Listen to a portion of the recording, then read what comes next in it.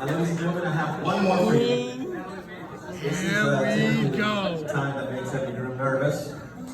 The best man speech. So without further ado, let's hear it for Jeff Thompson.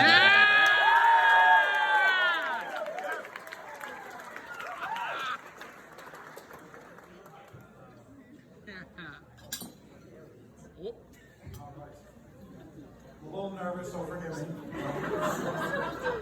For those of you who don't know me, my name is Jeff Thompson. I'm Tom's older and very handsome cousin. I would like to start by thanking the parents of the bride and groom, Mr. and Miss Rashawn, and Mr. and Mrs. Taylor. Without them, this entire evening would not be possible. So to start, Tom's mother and my mother are sisters, which means I've known Tom my entire life. From childhood till now, I can honestly say, you are my best friend. Or forced best friend, how I'd like to think of it. It is a true honor to be standing as your best man.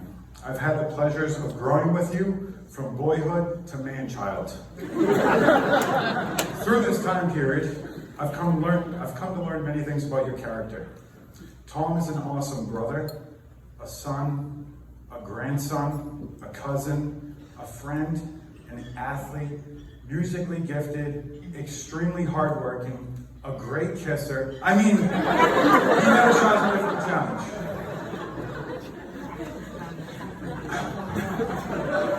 As a child, Tom loved doing anything dangerous that would end him up in the emergency room.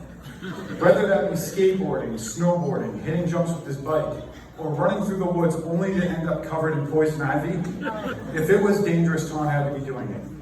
I specifically remember a time when Tom and I were about 9 and 10 years old. Tom lived next to a shutdown high school which had several rock walls ranging anywhere from 2 feet to 6 feet tall. Occasionally, Tom would jump his bike off the 2-foot wall, till one day, Tom asked me, "Hey Jeff, you think I can jump off this wall?" I looked up to see that Tom was at the edge of the 6-foot wall.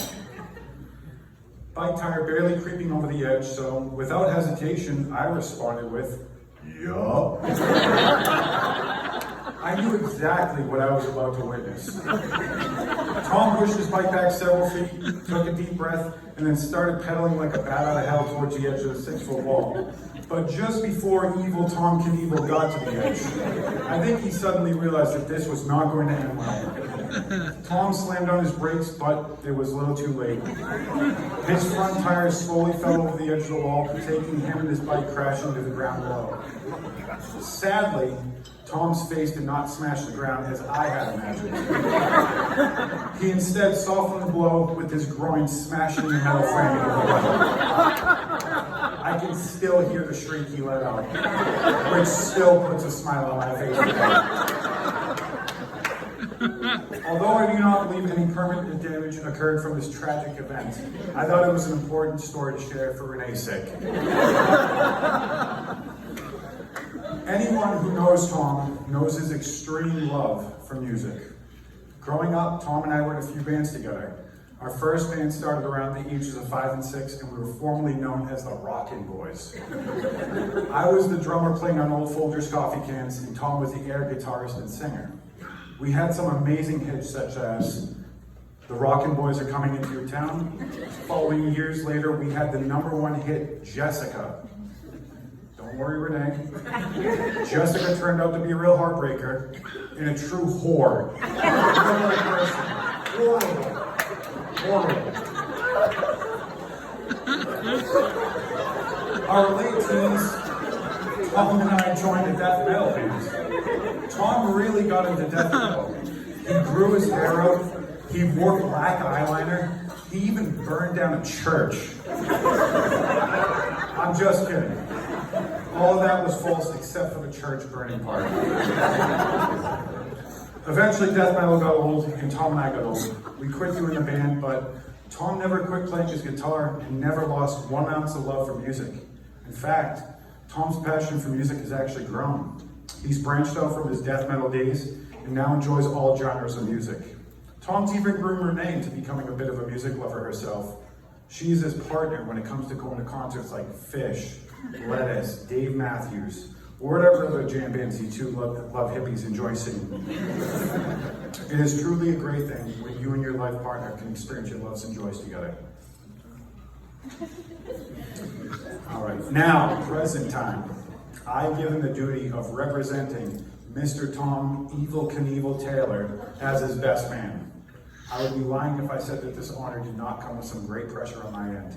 There are literally so many other people who could be standing as your best man, but it appears my advantage of warping Tom's thinking and beating him up since childhood has obviously played to my hand. Tom, I've always had trouble putting into words how I feel about anything.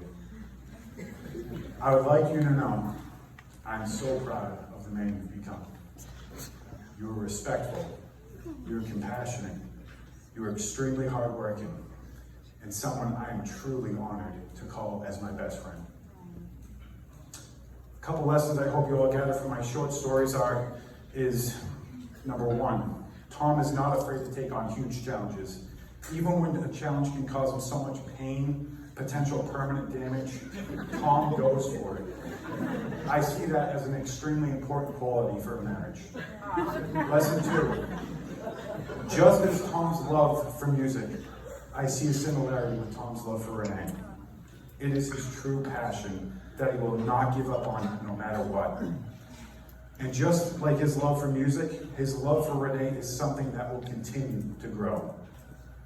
Sure, it may expand out into a weird direction someday, where Tom could ask Renee to take part in his love of random church burnings, but hey, that's a bridge these guys can cross when they get to it. Renee, thank you for loving this disgusting animal. He is now your problem to deal with. I promise your future holds many clogged toilets, cleaning puke, and emergency room visits. I also promise you that Tom is going to love you through thick and thin. You two are so lucky to have one another. So without further ado, I ask you all to raise a glass for the newlyweds. Congratulations.